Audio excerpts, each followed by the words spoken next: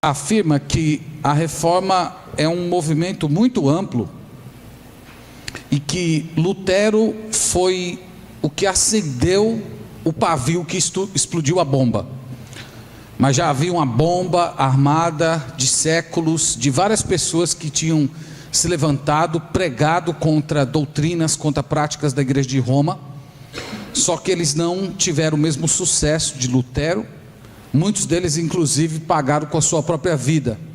A gente pode lembrar o Jan Hus, que foi queimado numa estaca, outros que foram degolados, outros que foram exilados, mas todos eles se levantaram como vozes proféticas no seu tempo, chamando a igreja para uma reforma. E os reformadores, eles sintetizaram toda a reforma em 5 solas, e os solas estão aí, dá para vocês lerem, dá? Vamos começar por aquele lá?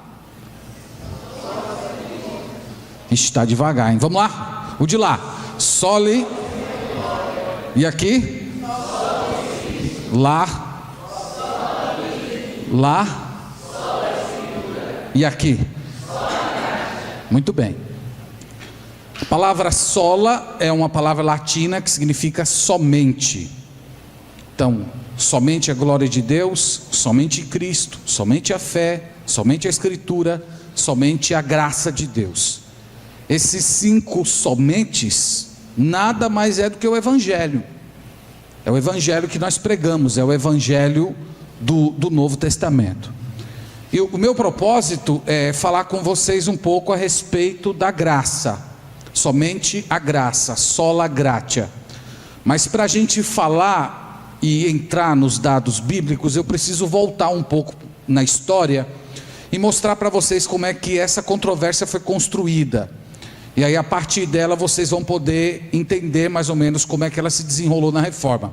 Então eu tenho basicamente 2 objetivos aqui. O primeiro é a gente dar uma rápida olhada na história, observando como é que essa doutrina foi trazida na época da reforma, as controvérsias que estiveram por trás dela, e depois nós vamos às escrituras e vamos considerar alguns textos bíblicos e procurar compreender qual é o impacto que essa doutrina deve ter na nossa vida cristã e também na nossa espiritualidade.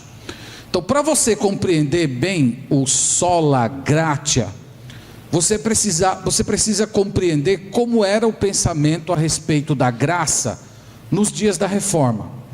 Por exemplo, se você fosse um cidadão que vivia no século XV, século XVI, século XVII na Europa, você nasceria provavelmente dentro de uma família cristã. O que é que você aprenderia a respeito de graça? Qual seria o ensino que você teria, ou pelo menos a tradição que você receberia da sua família? Então, a igreja de Roma, ela define graça nos seguintes termos, preste bem atenção nisso. A graça para eles é algo que Deus infunde no ser humano no momento do batismo. Isso é importante. Então é por isso que todas as pessoas que pertencem à igreja de Roma, assim que os filhos nascem, eles já têm aquela preocupação de levar logo para a igreja para receber o batismo. Porque na teologia de Roma, se acredita que no momento em que a criança recebe o batismo, Deus infunde graça naquela criança. Ela tem a regeneração. Essa mesma regeneração que nós da linha protestante dizemos que acontece no momento da conversão, na teologia católica diz, acontece no momento do batismo.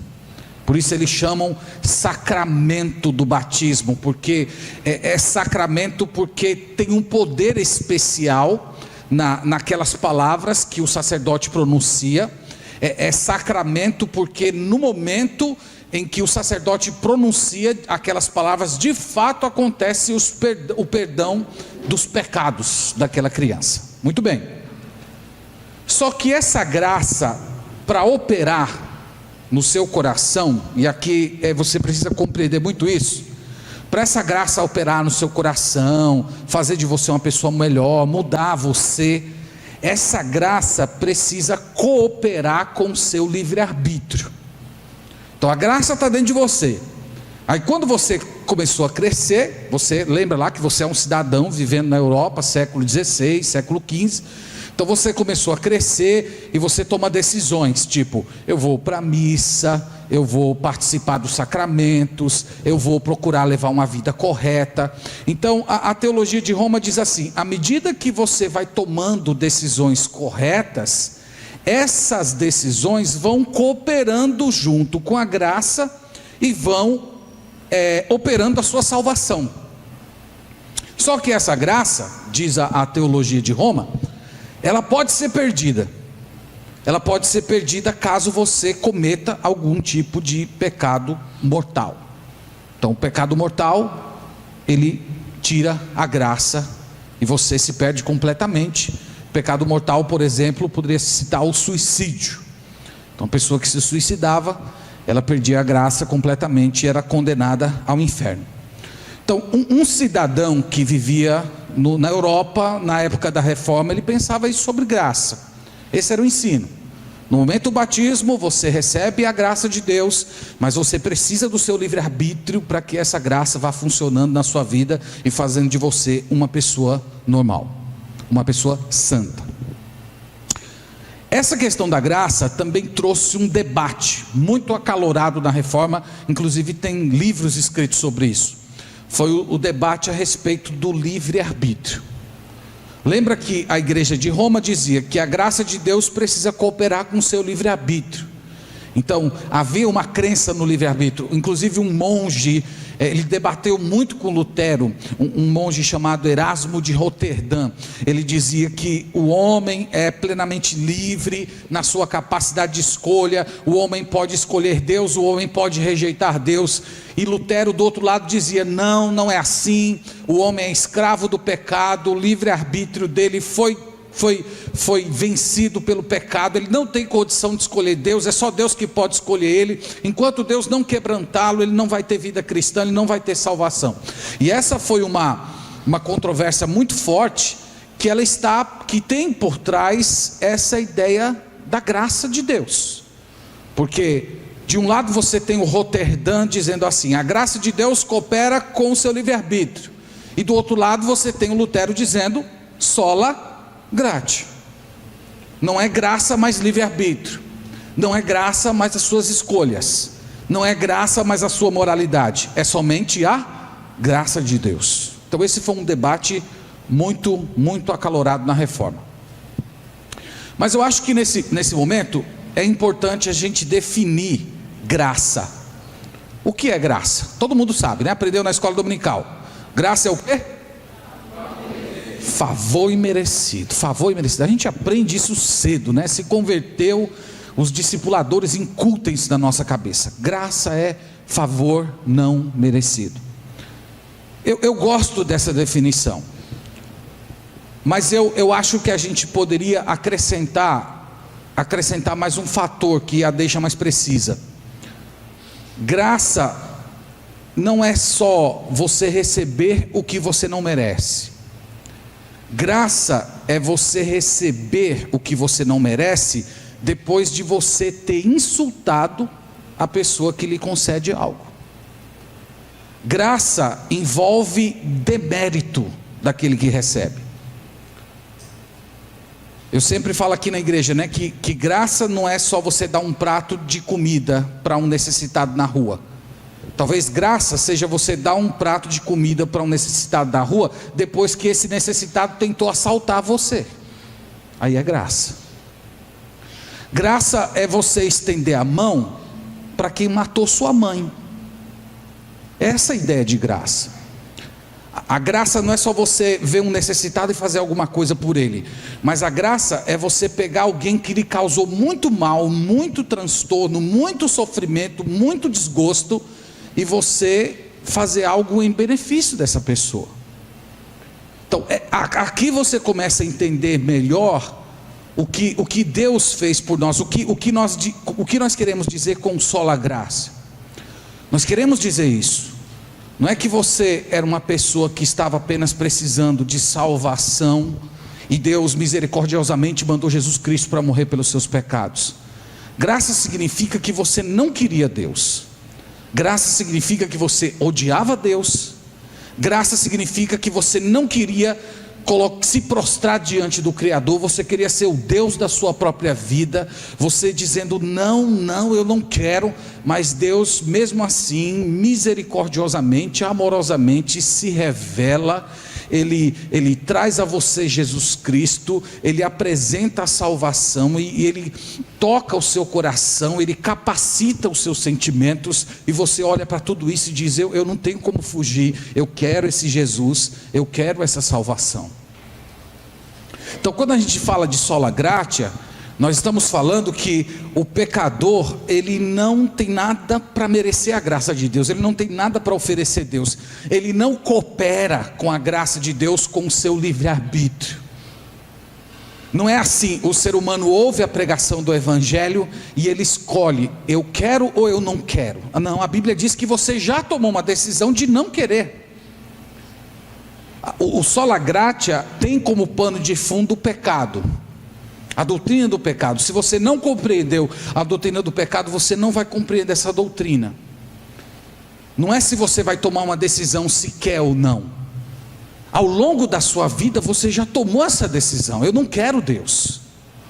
Você está morto nos seus delitos e pecados, cego por Satanás. Daqui a pouco nós vamos olhar algumas referências, e por conta disso você não quer Deus, e Deus mesmo assim vem a você, se revela, se mostra como Salvador, seduz o seu arbítrio, te capacita a amar a Deus, e você diz, eu quero Jesus. Vamos olhar algumas referências bíblicas. Romanos capítulo 8, versículo 7, olhando aqui o pano de fundo da graça de Deus.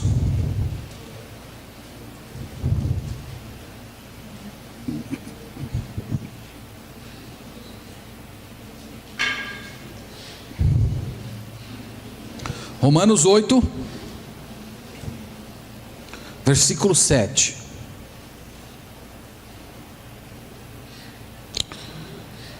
Romanos 8, versículo 7 diz assim: por isso, o pendor da carne é inimizade contra Deus, pois não está sujeito à lei de Deus, nem mesmo pode estar. Vocês sabem o que é pendor, não sabem? Pendor é pêndulo, é inclinação. Quando eu era garoto, eu gostava de empinar pipa. E às vezes a gente mesmo confeccionava as nossas pipas. Eu não sei, chama pipa aqui na Bahia? Chama assim mesmo? É. E às vezes nós mesmos colecionávamos as nossas pipas, e a pipa saía pensa. Quem empinou pipa sabe o que eu estou falando. Você colocava ela para subir, mas você não tinha feito as medidas corretas, ela ficava assim. E você tentando puxar ela para cá, mas ela sempre ia para cá. É assim que o ser humano é. Ele diz o pendor, a inclinação. O homem está penso. Ele não é neutro, ele não escolhe se ele quer Deus ou não quer. A Bíblia diz que a sua inclinação, a inclinação da sua carne vai para onde aí? Leiam no texto. Vai para onde? Inimizade contra Deus. Então é assim que o ser humano é. O ser humano é inimigo. O ser humano não convertido, naturalmente, ele está rebelde contra Deus. E não entenda rebelião contra Deus no sentido de que significa necessariamente que essa pessoa está blasfemando contra Deus, está xingando contra Deus. Não. O simples fato dela não se converter, o simples fato dela se manter distante de Deus, o simples fato dela viver uma vida à parte da glória de Jesus Cristo, mesmo ela sendo uma pessoa boa no ponto de vista humano, de ser um bom cidadão, de procurar fazer coisas corretas, mas o fato dela não estar prostrada diante de Cristo como Senhor e Salvador, a faz inimigo de Deus. É por isso que Lutero batia na tecla: o homem não coopera. O livre-arbítrio do ser humano não pode cooperar com a graça, porque quando a gente lê na Bíblia, a Bíblia diz que o homem é inimigo de Deus. Ele não tem Deus como amigo, ele não tem Deus como alguém próximo a ele. Tem mais uma referência, João capítulo 8, vamos olhar. Esse versículo aqui foi um dos que deu origem a um dos livros que Lutero escreveu para combater o Erasmo de Roterdã. que dizia que o ser humano tinha um arbítrio livre, ele podia escolher Deus, ele podia cooperar com a graça. E foi a partir desse versículo aqui em João capítulo 8, 34, que deu origem a um livro de Lutero chamado Nascido Escravo. Então João 8, 34 diz o seguinte: replicou-lhes Jesus: em verdade vos digo, todo que comete pecado é escravo do pecado. Então esse versículo aqui deu origem ao livro de Lutero, Nascido Escravo. O ser humano que nasce no meio de pecadores, que vem de pecadores, nasce numa sociedade pecaminosa, ele é pecador e ele é escravo. E aqui vem, o ser humano não é livre, o ser humano não tem um arbítrio livre, o ser humano tem um arbítrio escravizado. Ele pensa que é livre, ele se ilude que é livre, mas na verdade ele é escravo do seu próprio pecado, ele é escravo das suas paixões, ele está preso, ele está amarrado, e só Jesus Cristo é que pode quebrar essas cadeias. Então foi por isso que Lutero e os reformadores lutaram com essa ideia. É somente a graça, é somente a graça, não tem nada a ver com o ser humano, não tem nada a ver com o livre-arbítrio humano. O arbítrio do ser humano é penso, o arbítrio do ser humano é escravizado pelo pecado. Se você deixar o ser humano no seu estado natural, ele nunca vai escolher Deus, ele sempre vai escolher a iniquidade, ele sempre vai escolher o pecado, porque é sempre o pecado que lhe dá prazer. Tem mais uma referência, 1 Coríntios capítulo 2, vamos lá.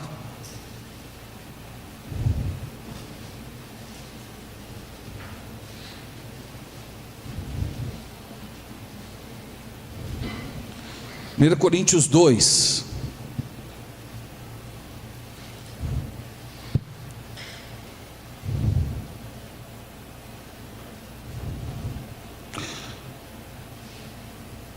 Coríntios 2, o verso é o 14, diz assim: ora, o homem natural. O que significa o homem natural?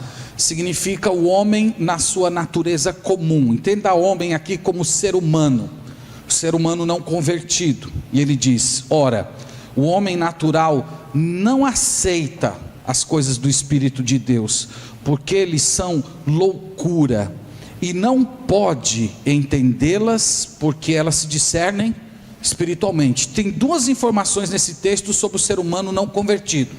A primeira é que ele não aceita as coisas do Espírito. Ele não aceita as coisas do Espírito, porque ele diz que as coisas do Espírito para ele são loucura. Alguns anos atrás eu ouvi uma palestra de um daqueles chamados 5 cavaleiros do ateísmo, o Richard Dawkins. E ele, numa das suas palestras, ele dizia assim: a gente tem que abandonar essa ideia imoral, ele chamou de imoral, o conceito de que uma pessoa que viveu há 2000 anos atrás, a morte dessa pessoa tem algum efeito na minha vida. Ele dizia: é imoral uma pessoa que cometeu assassinato chegar um outro e dizer assim: eu vou sofrer a pena de morte no seu lugar. Imagina um cara que cometeu assassinato e é condenado à morte num país que tem pena de morte, e chegar outra pessoa e dizer: não, eu vou morrer no seu lugar, eu vou para a cadeira elétrica, e ele vai sair livre. Ele dizia: isso é imoral, isso é imoral. Irmãos, francamente eu entendo o Dawkins falar isso, porque a Bíblia diz que o homem natural, ele não aceita as coisas do Espírito, e quando ele vê os conceitos do Espírito, ele considera isso como loucura. Então para ele é loucura, para ele é imoral, ele não compreende mesmo.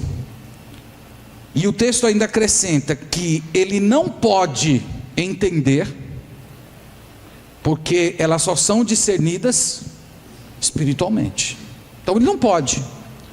Qual é o problema do Dawkins? O problema do Dawkins não é falta de inteligência, é falta do Espírito.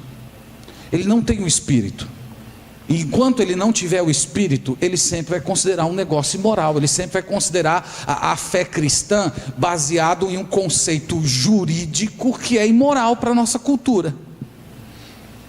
Então, irmãos, é por causa de passagens como essas que Lutero dizia que o ser humano não pode cooperar com a graça de Deus, o ser humano não pode escolher a Deus, tem que ser a graça de Deus, porque como é que alguém que não aceita as coisas do Espírito de Deus vai cooperar com o livre-arbítrio para aceitar Cristo? Como é que alguém que não pode entender as coisas espirituais por não ter o Espírito Santo, como é que essa pessoa vai escolher Deus?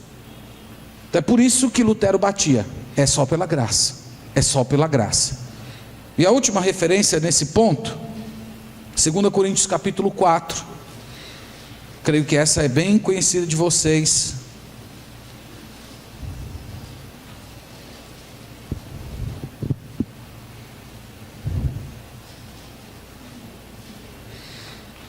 Segunda Coríntios 4, o verso é o de número 4, que afirma o seguinte: nos quais o Deus deste século, quem é o Deus deste século? É o Satanás, diabo, capeta, capiroto, como você quiser chamar. O Deus desse século, o que ele fez? O texto diz, ele cegou o entendimento dos incrédulos, para que lhes não resplandeça a luz do evangelho da glória de Cristo, o qual é a imagem de Deus. Então, qual é o papel de Satanás na vida de uma pessoa que não crê? Ele cega. Então Jesus Cristo, o evangelho, a Bíblia diz, os céus proclamam a glória de Deus. Deus tem se manifestado às pessoas, mas as pessoas não enxergam. Por quê? Porque a Bíblia diz que o diabo cegou, ele jogou escamas nos olhos das pessoas, e é por isso que ele precisa completamente da graça de Deus para tirá-lo dessa situação. E aí nós chegamos agora à definição de graça que nós já falamos. Vamos até Efésios capítulo 2, para a gente só aprofundar um pouco mais essa definição.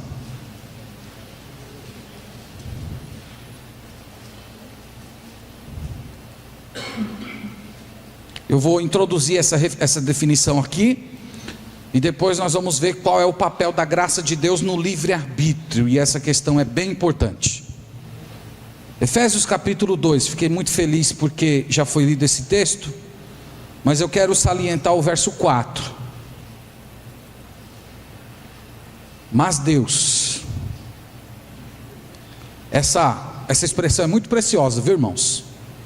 Mas Deus, se não fosse Deus, porque mais Deus, ele diz, mas Deus sendo rico em misericórdia, por causa do grande amor com que nos amou, estando nós mortos em nossos delitos, nos deu vida, juntamente com Cristo, pela graça sois salvos.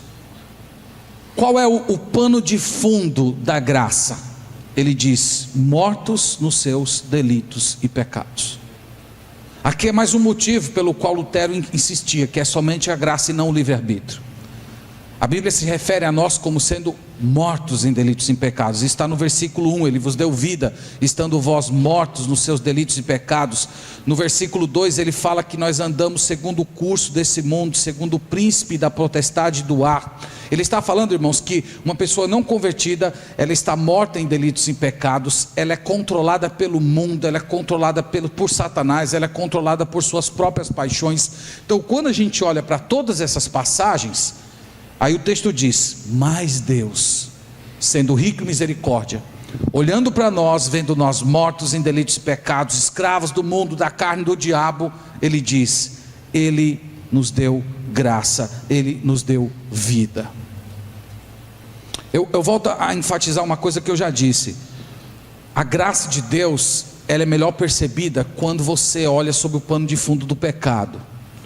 Não sei se vocês já foram comprar uma joia, mas se um dia você for comprar uma joia, você vai ver que o vendedor sempre coloca a joia debaixo de um paninho preto, bem escuro. Ele pega a joia, coloca aquele paninho preto, coloca a joia em cima, porque a joia brilha mais na escuridão. Você vê as nuances, as cores, quando estão sobre aquele pano de fundo escuro. Nós podemos dizer a mesma coisa da graça. A graça, você enxerga ela melhor, você vê mais as suas nuances, você vê mais a sua beleza, quando você coloca ela no pano de fundo do pecado.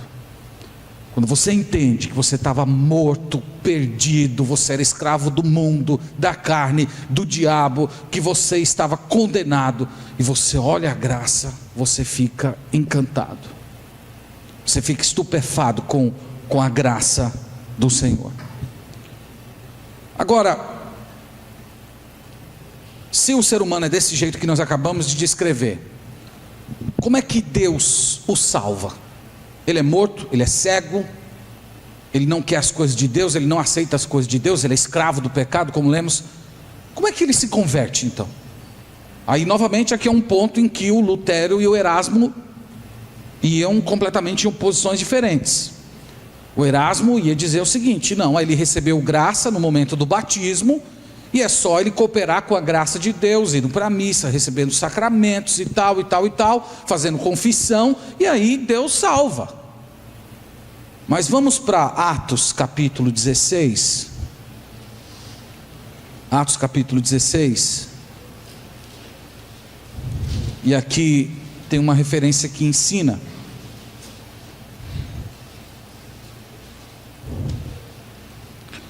Atos 16.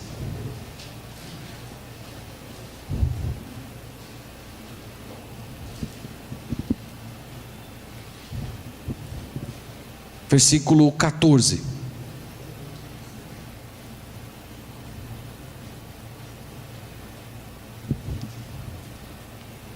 Diz assim: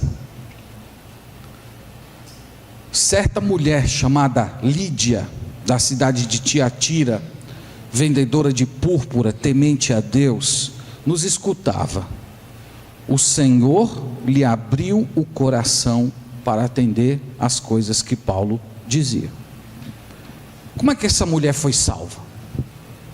Eu pergunto a vocês: o livre-arbítrio dela cooperou com a graça, ou com a palavra da graça que estava sendo trazida pelo apóstolo Paulo? Foi assim? O que é que o texto diz que Deus fez? Deus abriu o coração dela. Imagina que tinha um público, várias pessoas ouvindo Paulo pregar nessa situação, mas Lídia, o texto sagrado diz que Deus abriu o coração dela. Isto é, Deus removeu aquelas barreiras, Deus desfez aquela situação que ela estava, de cegueira, de morte, de incapacidade, de escravidão, de inclinação para o pecado. Deus removeu todas essas coisas, então ela aceitou a Jesus Cristo. É assim que Deus opera a salvação. Foi isso que aconteceu na sua história. Você pode dizer: eu levantei a mão, eu aceitei Jesus. Mas antes de você aceitar Jesus, Jesus te aceitou, Jesus te recebeu, Jesus foi a você, Jesus quebrou as suas resistências, Jesus tirou a sua cegueira, Jesus reverteu tudo aquilo que a queda, o pecado fez na sua vida. Jesus te libertou, e você disse: Senhor, eu quero o Senhor, eu creio no Senhor. Foi isso que aconteceu, e é assim que Deus tem trabalhado. Irmãos, então os reformadores usaram essa expressão sola gratia para designar isso. É somente pela graça de Deus, do começo ao fim, desde o dia que você foi salvo até o dia que você vai ser glorificado. Toda a sua vida cristã, ela é construída em cima da graça de Deus. Não são seus méritos, não são as suas obras, não foi o seu livre-arbítrio, não foi você que escolheu Deus. Deus graciosamente se manifestou a você e lhe salvou. Os reformadores sustentaram isso, e nós ficamos tão tristes, porque hoje poucas pessoas que são herdeiros da reforma, como nós somos, conhecem esse assunto, sabem falar sobre esse assunto e podem defender a fé cristã diante de tantos ataques que ela tem recebido. Mas tem um outro ponto que eu queria destacar, que importa muito aqui para nós, é que a graça de Deus não apenas salva você, mas a graça de Deus santifica você. Vamos lá para Romanos capítulo 6.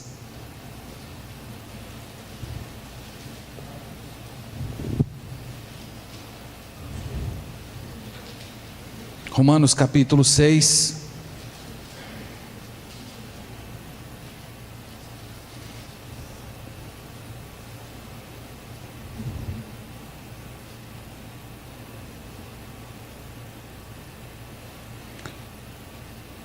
O argumento que Paulo desenvolve em Romanos capítulo 6 é um pouco estranho para nós hoje, mas na época dele, e tem pelo menos um ramo cristão que eu conheço, defendia essa ideia. A ideia era mais ou menos assim: já Paulo, que você disse que a salvação é pela graça, não tem nada a ver com o nosso livre-arbítrio, é só a graça de Deus. Já que a graça de Deus na sua vida significa perdão completo de todos os pecados que você cometeu, passado, presente e futuro, está tudo quitado, sua conta está fechada, eu posso pecar à vontade, não é não? Agora eu vou para prostituição, eu vou para embriaguez, eu vou fazer tudo que não presta, porque eu fui salvo. Outros até diziam mais além: sabe o que eu vou fazer? Eu vou pecar. Pelo menos tem um padre católico que uma vez eu ouvi ele dizendo isso, não é brasileiro, mas ele dizia o seguinte: para que a graça de Deus seja manifestada mesmo, e você veja o poder da graça de Deus, peque à vontade, mas peque aqueles pecados mais sórdidos possíveis, porque quanto maior for o seu pecado, maior será o efeito da graça de Deus vindo perdoar esse pecado. Imagina isso. Esquisito, né? Para a gente isso, esquisito. Mas tinha gente na época do apóstolo Paulo que dizia isso: você tanto pode pecar à vontade, como se você mergulhar de cabeça mesmo no pecado, aí que você vai ver uma demonstração da graça de Deus, poderosa mesmo, perdoando esse pecado que você cometeu. Veja que o versículo 1, Paulo trata dessa questão. Ele diz o seguinte: que diremos, pois? Permaneceremos no pecado para que a graça, para que seja a graça mais abundante? Veja que ele está levantando essa questão, que era uma questão que está sendo falada. Então, vocês acham mesmo que é isso? Vocês acham que eu tenho que permanecer no pecado, eu pecar pecados terríveis, para que a graça de Deus seja mais bela, mais poderosa, me perdoando? Aí ele diz assim: de modo nenhum. Como viveremos ainda no pecado, nós os que para ele morremos? Ou porventura ignorais que todos nós fomos batizados em Cristo Jesus, fomos batizados na sua morte? Fomos, pois, sepultados com ele na morte pelo batismo, para que, como Cristo foi ressuscitado dentre os mortos pela glória do Pai, assim também nós andemos em novidade de vida. Basicamente aqui, irmãos, o apóstolo Paulo está dizendo o seguinte: você não pode mais viver no pecado, porque na sua conversão você morreu para o pecado. A morte de Cristo significa a sua morte, a ressurreição de Cristo significa a sua ressurreição. E do mesmo jeito que Cristo, quando ressurgiu, ele ressurgiu com um corpo glorificado, santo, perfeito, você também na sua conversão, você ressurge, você nasce de novo como uma nova criatura. Então você não pode mais ter a vida que você tinha antes. Mas o que eu quero chamar a sua atenção é para o versículo 14, onde ele vai dizer o seguinte: porque o pecado não terá domínio sobre vós, pois não estáis debaixo da lei, e sim debaixo da graça. Jovens, eu queria muito lembrar vocês desse versículo. Eu falei muito da graça de Deus como sendo necessária e suficiente para a sua salvação. Mas a graça de Deus, ela não serve apenas para o perdão dos seus pecados. A graça de Deus serve para a sua santificação hoje. O texto diz que o pecado não terá mais domínio sobre vós. Ele está dizendo que o pecado não reina mais. O pecado não é mais senhor da sua vida. Algumas vezes o pecado vai fazer com que você tenha a ilusão de que ele domina sobre você, que você não aguenta, que está além da sua força. O pecado é aquele senhor severo que quer sempre demonstrar que ele está dominando você. Deixa eu usar mais ou menos uma analogia para ilustrar o que eu estou tentando dizer. Eu já falei isso aqui na igreja. O pessoal da igreja, coitado, é só Ctrl+C, Ctrl+V para eles, viu? Ctrl+C, Ctrl+V, porque eles já ouviram tudo isso. Mas imagina assim, o povo de Israel saindo do Egito. E aí chegou aquele momento de atravessar o mar. Eles atravessam o mar se fechou. E do outro lado tem Faraó gritando: israelitas, voltem para cá. Nós ficamos tantos anos juntos, mais de 400 anos que nós estamos convivendo junto aqui no Egito. Voltem para cá. Eu sempre fui um rei legal para vocês, eu sempre fui um senhor bacana, eu sempre procurei atender as demandas de vocês. Aí você imagina os israelitas se jogando no mar e tentando atravessar o mar, voltando para o domínio de Faraó. O pecado faz isso com você hoje. O pecado é o Faraó convidando você para voltar a ele. O pecado é o senhor severo que escravizou você por tantos anos. Só que no momento em que você se converteu a Jesus Cristo, o domínio de Faraó, o domínio do pecado foi quebrado. Ele não é mais o seu senhor. Você já atravessou o rio, você já está ressuscitado com Cristo, você já é nova criatura com Cristo. Mas ele insiste: volta, vem para cá. Lembra como era bom, lembra como era o tempo da gente, nós sempre nos demos muito bem.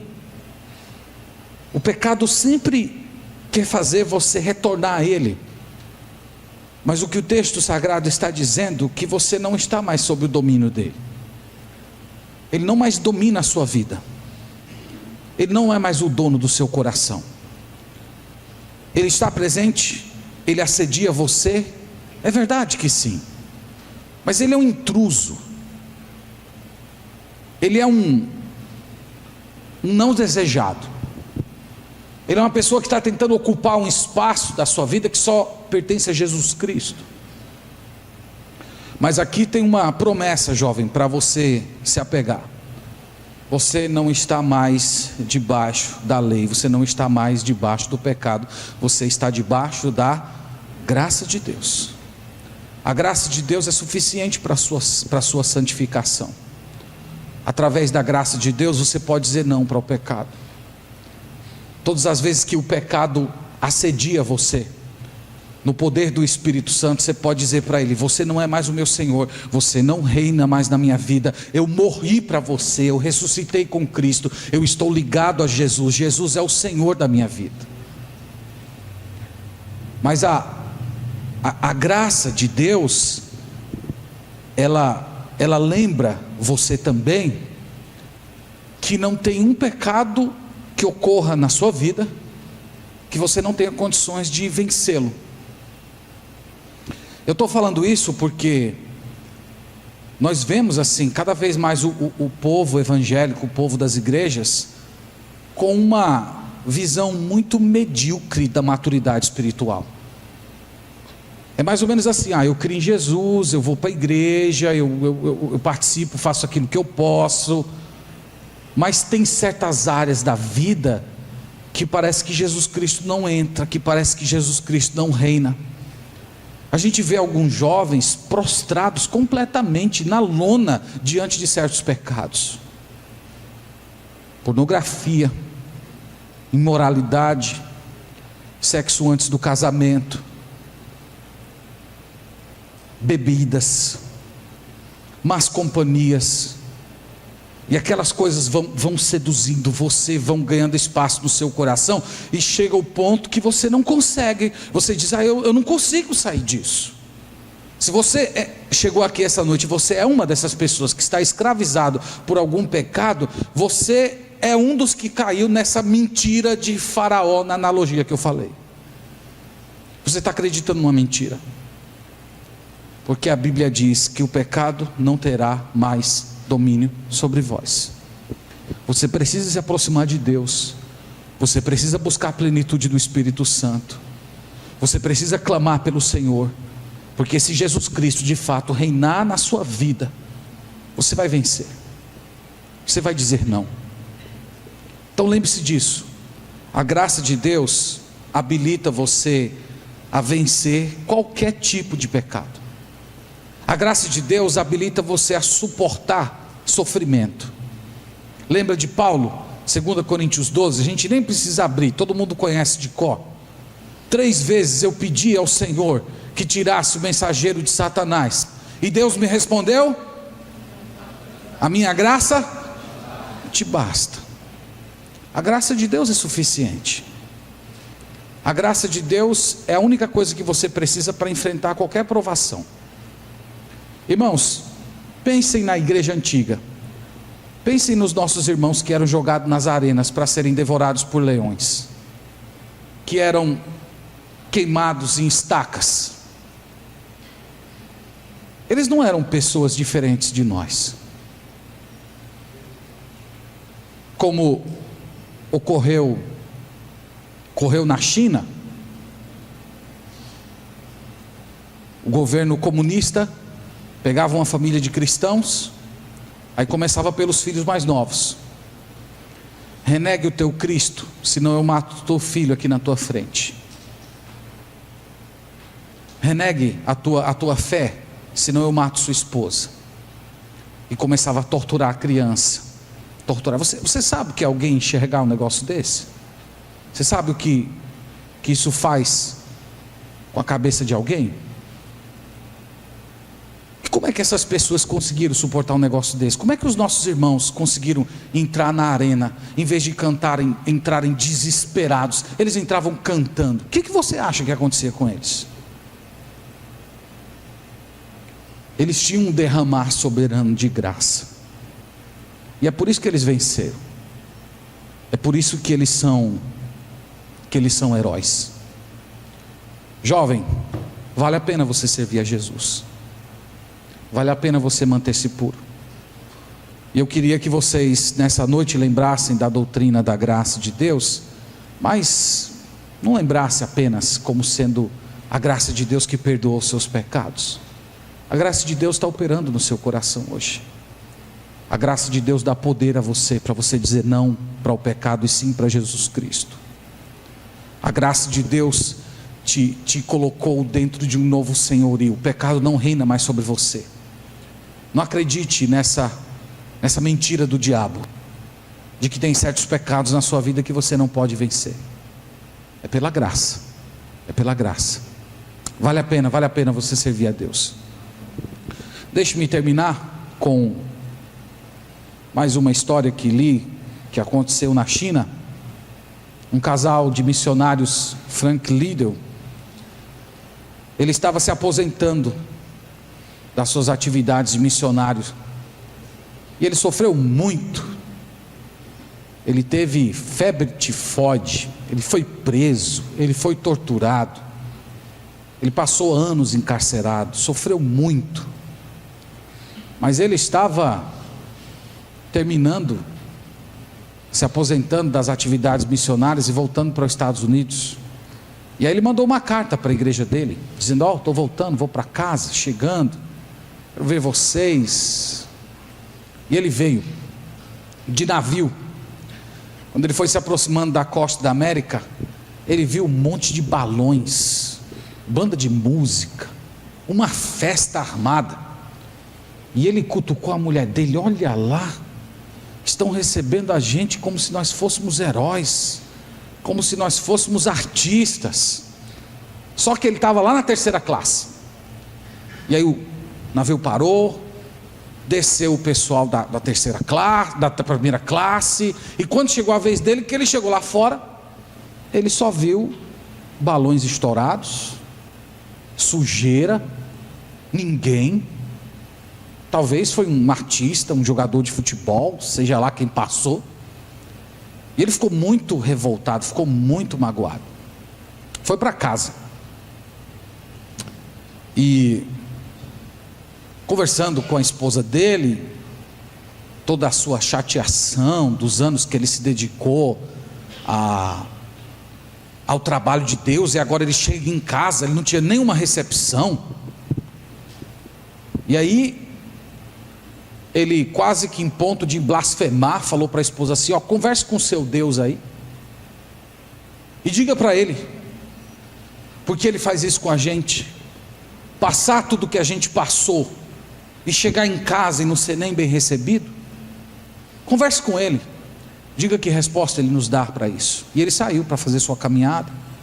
Voltou umas 2 horas depois, estava lá sua esposa mexendo alguma coisa na pia. E aí, conversou com seu Deus? Ela disse: conversei. Ele respondeu? Porque nós fomos mal recebidos depois de tantos anos? Ela disse: respondeu. O que foi que ele disse? Ele disse que nós ainda não chegamos em casa.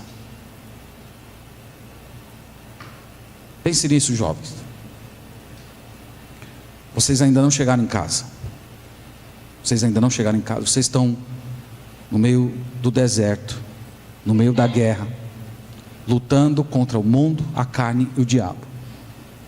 Mas vocês não estão sozinhos. A graça de Deus habilita você.